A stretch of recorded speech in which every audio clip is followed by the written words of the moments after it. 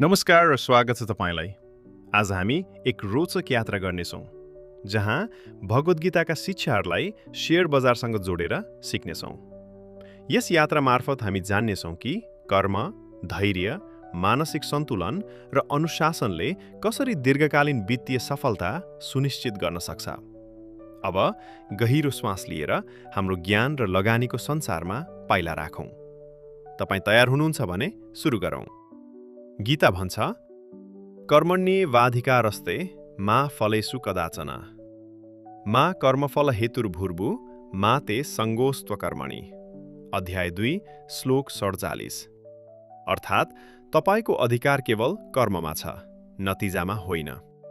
Share बजारमा यसको अर्थ तपाईँले अनुसन्धान, पोर्टफोलियो व्यवस्थापन र रणनीतिमा ध्यान दिनुहोस्, न कि छोटो समयको नाफामा अति उत्साहित हुनुहोस्।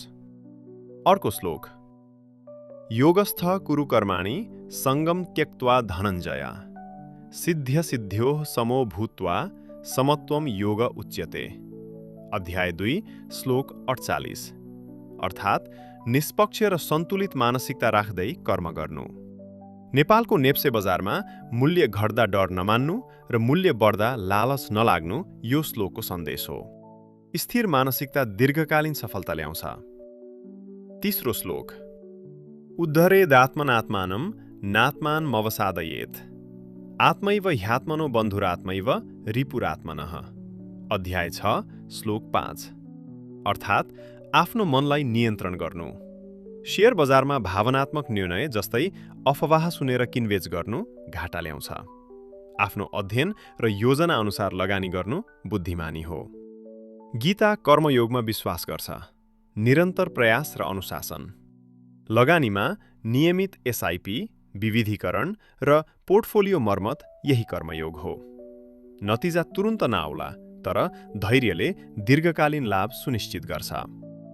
अर्को सन्दर्भ, श्री भगवानुवाच, योषित्वं पुरुषार्थेन निष्काम कर्मणा फलम्। अध्याय 3 श्लोक 19। यानी निस्वार्थ लगानी गर्नु, केवल नाफामा केन्द्रित भएर होइन।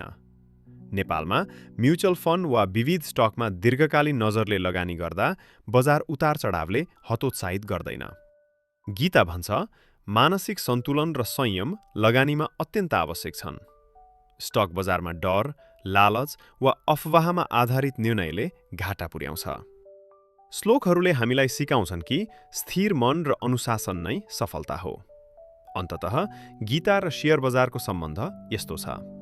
पहिलो, कर्ममा केन्द्रित हुनुहोस्, अनुसन्धान, योजना र लगानी अभ्यास। 2, भावनामा अगाडि नबढ्नुहोस्, डर र लालच नियन्त्रण गर्नुहोस्। 3, धैर्य र संयम राख्नुहोस्, दीर्घकालीन दृष्टिकोण अपनाउनुहोस्। 4, मानसिक सन्तुलन कायम राख्नुहोस्, श्लोकहरूको शिक्षालाई आफ्नो मार्गदर्शन बनाउनुहोस्। नेपालमा तपाईले नेप्से, एसआइपी र म्युचुअल फन्ड मार्फत यी सिद्धान्तहरू अभ्यास गर्न सक्नुहुन्छ।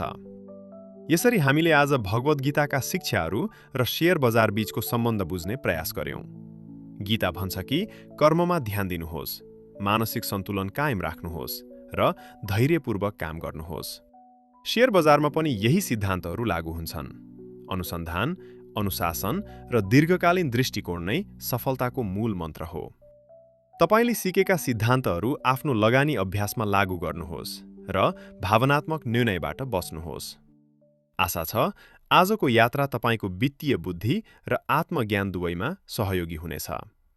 यदि तपाईलाई यो जानकारी उपयोगी लाग्यो भने कृपया लाइक गर्नुहोस् र हाम्रो च्यानल सब्स्क्राइब गर्नु नबिर्सनुहोस्। धेरै धेरै धन्यवाद। तपाईको लगानी र जीवन यात्रामा सफलता रहोस्। फेरि भेटौँला।